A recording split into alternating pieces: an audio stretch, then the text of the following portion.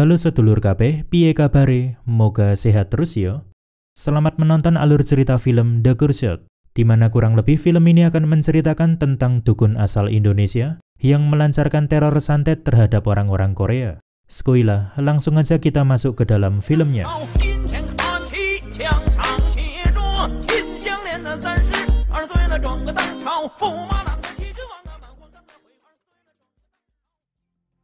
Film diawali dengan kejadian cukup mengerikan, di mana seorang pria bernama Jung Kyun yang baru pulang kerja mendapati rumahnya seperti telah dibobol.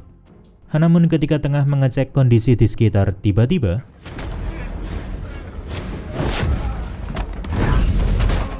ia diserang oleh sosok misterius, lehernya pun digigit hingga muncul banyak benjolan yang langsung membuatnya meninggal. Sedangkan si pembunuh ini juga ikut meninggal dengan wajah yang perlahan hancur. Alhasil, kasus pembunuhan terhadap Jung Kyun pun menyita perhatian polisi karena didapati beberapa keanehan di dalamnya. Pertama, dari hasil otopsi menandakan bahwa si korban seperti terkena toksin PSP, yaitu salah satu racun paling mematikan yang berasal dari kerang paralitik. Kedua, ternyata pelaku pembunuhan itu sendiri adalah seseorang yang sebenarnya telah meninggal 3 bulan lalu. Atau bisa dibilang, doi adalah mayat hidup. Keesokan harinya, cerita akan berfokus pada reporter wanita bernama Jin Hee.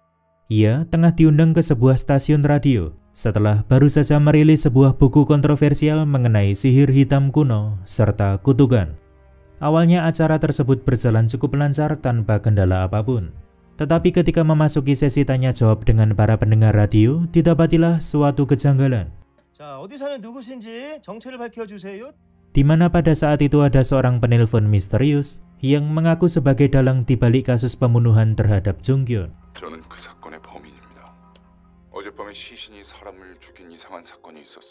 Anehnya, si penelpon ini malah meminta diwawancarai secara live oleh Jin Hee karena doi hendak menyampaikan sesuatu terkait kejahatannya sendiri. Ketika sampai di kantor miliknya, Jin Hee pun disambut oleh anak buahnya yaitu Woo Chan serta anak magang baru sebut saja Jesse. Kemudian ia langsung menemui rekan kerjanya yang bernama Pilsung untuk membahas kasus kematian Jung Kyun. Pembahasan itu meliputi identitas korban, asal-usul si pelaku pembunuhan, serta segala macam tetek bengeknya. Lalu di tengah pembahasan cukup serius ini, tiba-tiba datanglah Sung Jun. Ialah suami dari Jin Hee yang berprofesi sebagai polisi. Di sini doi melarang untuk menemui si penelpon aneh tadi, karena kasus pembunuhan sebelumnya sangatlah tidak biasa. Jadi apabila benar si penelpon adalah pelakunya, maka mewawancarainya akan sangat beresiko. Alhasil, terjadilah negosiasi di antara mereka, di mana pada akhirnya Jin Hee mendapatkan izin untuk tetap mengadakan wawancara, tetapi dengan pemantauan penuh oleh polisi. Singkat cerita, hari yang ditentukan pun tiba. Jin Hee serta para krunya telah bersiap di dalam sebuah ruangan, sementara pihak kepolisian terus melakukan pemantauan dari sekitar. Kemudian tak berselang lama, datanglah si penelpon ke ruangan itu sambil memasang ekspresi datar. Sehingga tanpa basa-basi Jin Hee langsung memulai wawancara demi kenyamanan bersama. Namun ketika ia mengajukan pertanyaan pertama soal pembunuhan terhadap Jung Kyun, 이렇게 직접 인터뷰를 요청하신 이유를 시체를 조종해서 살인을 저질렀다. Si penjahat yang sebut saja Park ini langsung menyela. Ia berkata akan membunuh 3 orang lagi dalam waktu dekat, di mana 3 orang yang dimaksud adalah para petinggi dari sebuah perusahaan farmasi bernama Sang-il Group. Masing-masing dari mereka bernama Kim Min-sop sebagai direktur, Lee Sang-in sebagai direktur eksekutif, serta Byun sebagai CEO. Pembunuhan ini akan dilakukan secara berurutan dengan selisih waktu 2 hari setiap orangnya. Park juga menambahkan bahwa dirinya bersedia membatalkan ancaman tersebut apabila CEO Byun mau meminta maaf secara terbuka dan harus disiarkan ke seluruh warga Korea Selatan. Namun di sini masih belum ada kejelasan soal meminta maaf untuk apa dan ditujukan pada siapa. Setelah mengungkapkan keinginannya itu, Tiba-tiba Park langsung menyandera Jin Hee agar bisa menuju ke lantai bawah. Tapi saat sampai di bawah, di mana para polisi berhasil mengepungnya, seketika Doi malah melepaskan Jin Hee. Lalu tubuhnya sendiri hancur seperti pelaku pembunuhan di awal film tadi. Mungkin ini sekaligus menyatakan jika Park hanyalah sebagai alat, bukan dalang sesungguhnya di balik semua keanehan yang terjadi. Beberapa saat kemudian, para petinggi Seng-il Group termasuk Direktur Kim serta Direktur Eksekutif Lee sedang membahas ancaman yang ditujukan pada mereka. Di sini, Direktur Kim yang merasa sangat ketakutan berencana mendesak CEO Byun agar mau menuruti permintaan dari Park sebelumnya. Namun anak dari CEO Byun yaitu Myung masih sangat angkuh untuk percaya terhadap ancaman tersebut. Lagi pula ia takut nama baik perusahaan akan tercemar karena permintaan maaf yang dimaksud itu ternyata berhubungan dengan aib besar perusahaan. Kemudian di kesempatan lain, Sung Joon juga sempat menemui Myung untuk menanyakan beberapa hal terkait Park. Sebab usut punya usut, dulunya Park adalah kepala lab penelitian obat di Seng-il Group. 네, 저희 신약개발연구소 팀장이었어요. Tetapi Myung hanya menjelaskan bahwa Park menghilang sekitar 2 bulan lalu dan setelah itu tidak ada kabar sama sekali. Berpindah lagi ke tempat lain, Jin Hee sedang menemui seorang pakar supranatural bernama Tak demi menggali informasi lebih dalam lagi mengenai kejadian aneh belakangan ini. Di sini Tak dapat menyimpulkan bahwa si pembunuh di awal film tadi memang benar mayat hidup. Begitu pula Park. Pastinya kesimpulan tersebut didapatkan dari berbagai analisa, bermodalkan ilmu dari sumber terpercaya. Tetapi dari semua penjelasan yang disampaikan, ada satu fakta yang paling mengejutkan, di mana Tak mengetahui bahwa dalang dibalik para mayat hidup ini berasal dari Indonesia. 인도네시아에서는 이런 두꾼 Atau mungkin biasa disebut sebagai dukun santet. 두꾼 산대. Hal itu diperkuat dengan tulisan bahasa Indonesia yang terdapat pada mayat hidup, yaitu balas dendam pertama serta menarik perhatian. Tidak berhenti sampai di situ, ternyata Tak juga sudah mempelajari ajian si dukun santet, mulai dari mantra-mantra yang dibacakan sampai beberapa media yang digunakan. Keesokan harinya, giliran Pilsung mencari informasi terkait kasus ini, di mana ia menemui seorang narapidana bernama Dongsu yang merupakan saksi mata atas awal mula permasalahan di Seng-il Group. Jadi sekitar beberapa bulan lalu, Dongsu ini juga sempat bekerja sebagai karyawan tidak tetap di perusahaan tersebut. Di sana, dirinya ditugaskan untuk merekrut 100 orang yang nantinya akan dijadikan subjek penelitian obat baru. Nah, dikarenakan Dongsu tidak mampu memenuhi slot 100 orang itu dari warga asli Korea, maka ia mulai merekrut beberapa imigran ilegal. Tentunya dengan iming-iming bayaran besar. Singkat cerita, pengetesan obat baru pun dimulai. Namun sayang sekali, percobaan tersebut gagal total, di mana semua peserta malah meninggal akibat efek samping obat. Alhasil, Park yang saat itu menjabat sebagai kepala lab penelitian obat, diberikan tugas oleh para petinggi Seng-il Group untuk menyembunyikan semua tubuh korban, supaya jangan sampai ada orang di luar sana yang mengetahui kecelakaan fatal ini. Tetapi tak berselang lama setelah menjalankan tugas itu, tiba-tiba Park menghilang tanpa jejak. Hingga pada akhirnya Doi baru muncul lagi sebagai mayat hidup di lokasi wawancara sebelumnya. Kemudian Dongso juga menambahkan, jika suatu malam ia pernah didatangi oleh seorang pria asal Indonesia yang menggunakan pakaian cukup aneh, di mana pria itu sedang mencari anggota keluarganya yang seketika tidak bisa dihubungi setelah mengabarkan mendapatkan pekerjaan di Seng-il Group.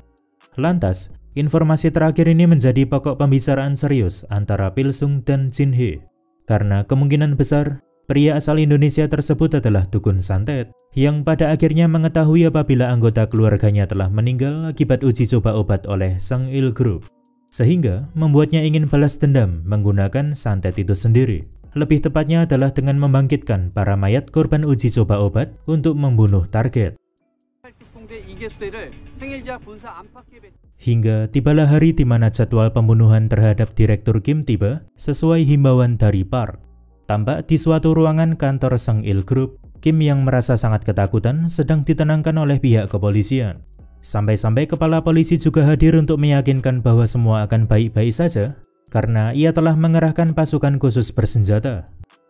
Sementara itu di luar sana beberapa mayat hidup sudah mulai berdatangan.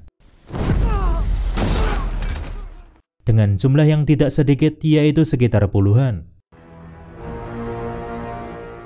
Lalu secara mengejutkan, mereka langsung berlarian ke arah dalam kantor sambil berusaha menembus barikade pertahanan polisi. Namun saking kuat serta lincahnya para mayat hidup ini, membuat pihak kepolisian sangat kesulitan dalam menghentikan mereka. Bahkan tembakan senapan pun tidak mempan, sehingga hanya dalam waktu sekejap kondisi menjadi tak terkendali. Lantas Sung Jun pun bergegas membawa pergi para direktur menjauh dari tempat itu menggunakan mobil polisi, tentunya dengan masih terus dikejar oleh puluhan mayat hidup. Di sisi lain, tampaklah si dukun yang menjadi dalang di balik semua kekacauan ini. Ia pun mampu mengerahkan para boneka-bonekanya ini untuk menaiki beberapa taksi yang terparkir di jalanan kota, supaya dapat mengejar rombongan para direktur tadi.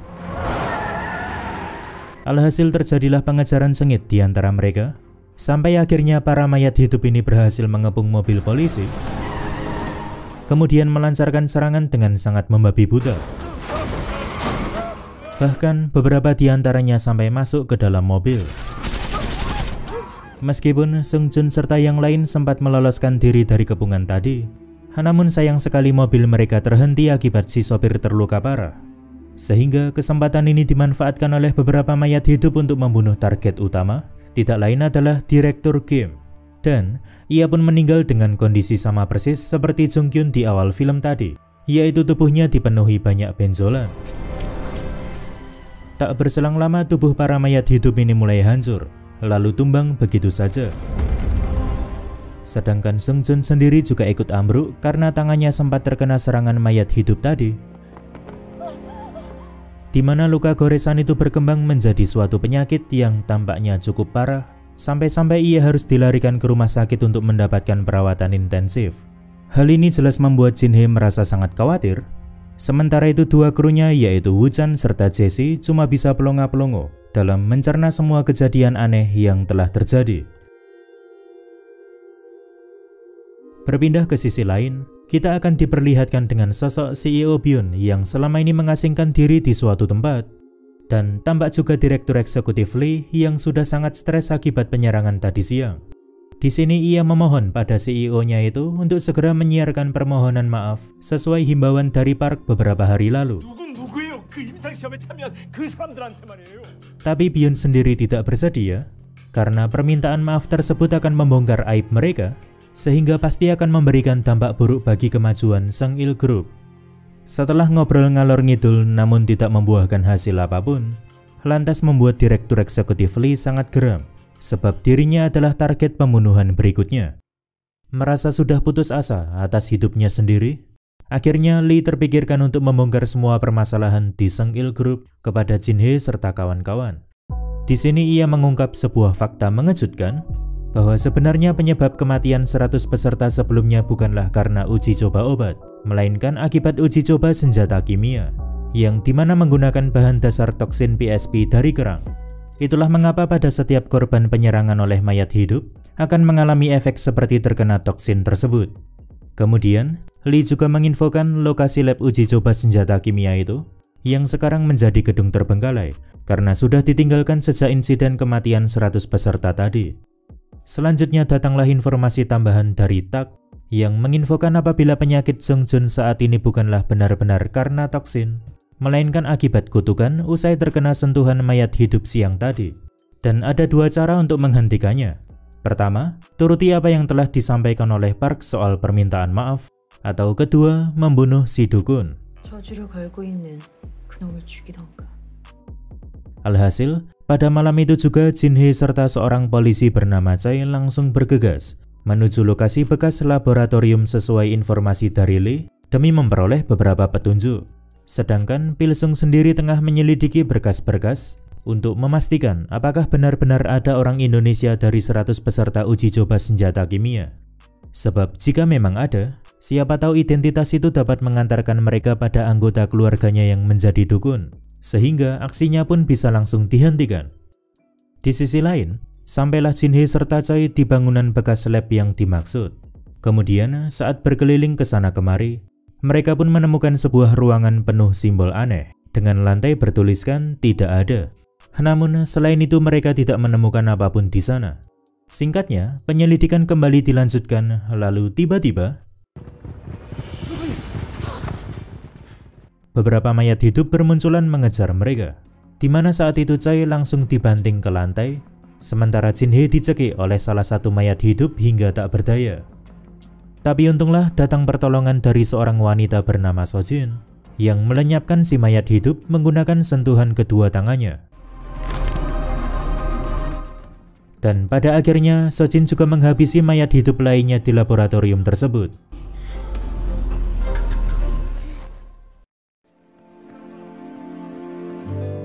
Usut punya usut, Sojin ini adalah adik angkat Jin-hye yang memiliki kekuatan sihir cukup kuat berkat adanya roh jahat di dalam tubuhnya, di mana selama ini ia telah menghabiskan banyak waktu untuk berkeliling dunia demi mencari tahu cara mengendalikan roh jahat tersebut. Mulai dari mengikuti suatu ritual di Jepang, mengunjungi sebuah kuil di Tiongkok lalu bertapa di sana, dan masih banyak lagi. Sampai suatu hari, Sojin mendapatkan mimpi bahwa Jin-hye akan mengalami keadaan sulit. Itulah mengapa ia memutuskan pulang ke Korea Selatan agar dapat memberikan pertolongan. Sementara itu, Direktur Eksekutif Lee ditemukan dalam kondisi tak bernyawa, yang kemungkinan besar ia memilih bunuh diri daripada harus mati di tangan para mayat hidup. Kejadian itu membuat CEO Byun bersedia menyampaikan permohonan maaf secara terbuka, tentunya dengan diliput langsung oleh Jin-hye sesuai perkataan Park sebelumnya. Berpindah lagi ke tempat lain, tampak Pilsung masih memeriksa identitas para korban penelitian. Di sana pun ia baru menyadari jika kebanyakan dari para korban adalah seorang tunawisma, yang membuat kasus ini tidak pernah terekspos sama sekali, sebab mereka tidak memiliki anggota keluarga yang melaporkannya. Singkat cerita, permohonan maaf pun disampaikan oleh Byun. Namun, di sini Jin-hye menilai apabila ucapan maaf tersebut tidaklah tulus dari hati, yang mana sudah pasti tidak akan diterima oleh pihak korban. Di saat bersamaan, Sojin kembali masuk ke bangunan bekas laboratorium untuk memeriksa sebuah ruangan penuh simbol aneh yang pernah ditemukan oleh Jin-hye. Kemudian Doi menghapus satu kata di lantai dari tidak ada menjadi ada. Dan seketika itu juga terbukalah sebuah jalan yang sebelumnya tertutup oleh simbol aneh tadi. Usai membuka cukup banyak berkas, Pilsung menemukan sebuah fakta mengejutkan untuk selanjutnya disampaikan pada Jin-hye, di mana ternyata Jesse yang selama ini menampakkan diri sebagai karyawan magang sebenarnya adalah salah satu korban uji coba senjata kimia. Atau bisa dibilang, dirinya adalah mayat hidup yang sedang dikendalikan oleh si dukun. Tak berselang lama, suasana di ruang liputan tiba-tiba menjadi sangat mencekam, di mana Jesse mulai melancarkan serangan terhadap anak buah Byun. Dan meskipun Byun sendiri sudah mencoba kabur dengan dilindungi oleh bodyguardnya, tetapi Jesse tetap dapat mengejar.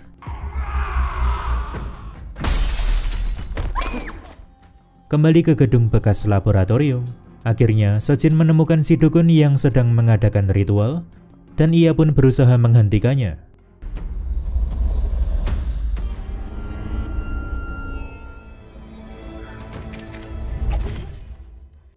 Dalam keadaan tersudut ini, Myung meminta ayahnya untuk bersembunyi di ruangan tempat Lee bunuh diri, sementara dirinya sendiri akan bersembunyi di tempat lain. Namun sialnya, semua penjaga di luar sana dapat ditumbangkan oleh Jesse, sehingga membuat nyawa Byun sangat terancam. Untunglah di saat bersamaan Sojin berhasil mendekat ke dukun santet untuk menghentikan ritualnya.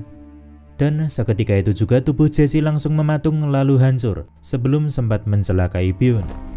Sementara itu, sepertinya Sojin sempat berkomunikasi dengan si dukun sebelum akhirnya si dukun meninggal.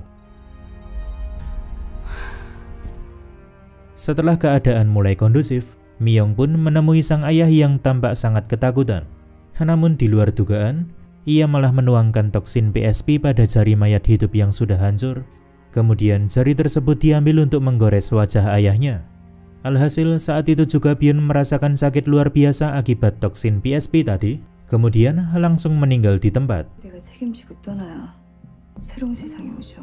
Sudah pasti, Myung melakukan semua ini agar bisa segera menguasai Sangil Group. Tak berselang lama, para polisi pun berdatangan untuk menyelidiki kejadian di ruangan itu. Lantas, Myung pura-pura bersedih atas kematian ayahnya, seolah-olah ayahnya meninggal akibat serangan si mayat hidup. Meski begitu, rencana licik Myung tidak dapat bertahan lama, 쇼는 이제 그만하시죠. karena Jin Hee telah mengetahui semua akal bulusnya, berkat mic yang masih terpasang di pakaian Byun. Tidak lain adalah mic yang sebelumnya sempat dipasangkan oleh Jesse sebelum liputan dimulai. Ditambah lagi, ternyata rekaman suara itu sedang disiarkan secara live dan ditonton cukup banyak orang, sehingga cukup dijadikan bukti untuk menyeret Myung ke jalur hukum. Berpindah ke tempat lain, tampak kondisi Sung Jun sudah membaik karena kutukan sebelumnya telah berakhir. Kemudian, Sejin juga menceritakan komunikasinya dengan si dukun ketika kejadian tadi. Jadi saat itu ia sempat mendapatkan bayangan mengenai sosok si dukun bersama anaknya, yang tidak lain adalah Jesse sewaktu kecil. Dan memang benar bahwa si dukun tersebut hendak balas dendam, sebab Doi merasa sakit hati setelah mengetahui anaknya yang berjuang menafkahi keluarga sampai ke luar negeri malah menjadi korban eksperimen. Selain itu, Sojin juga mendapatkan ceramah agar jangan terlalu fokus pada roh jahat ataupun iblis di dalam tubuhnya, agar hatinya tidak diselimuti oleh kegelapan sama seperti si dukun itu sendiri. Beberapa hari kemudian, tampak Myung masih bebas berkeliaran akibat semua bukti-bukti tadi masih belum cukup mengantarkannya ke penjara. Tetapi secara mengejutkan, di sini Jin Hee serta Sojin memberikan ancaman mengerikan berupa santet apabila Myung tidak mau mengakui kesalahannya dan meminta maaf secara tulus pada semua korban. Beberapa bahan untuk ritual santet pun sudah dikumpulkan, seperti foto Myung, benda kesukaan, juga beberapa identitas lainnya, di mana hal itu membuat Myung merasa sangat ketakutan dan film pun selesai.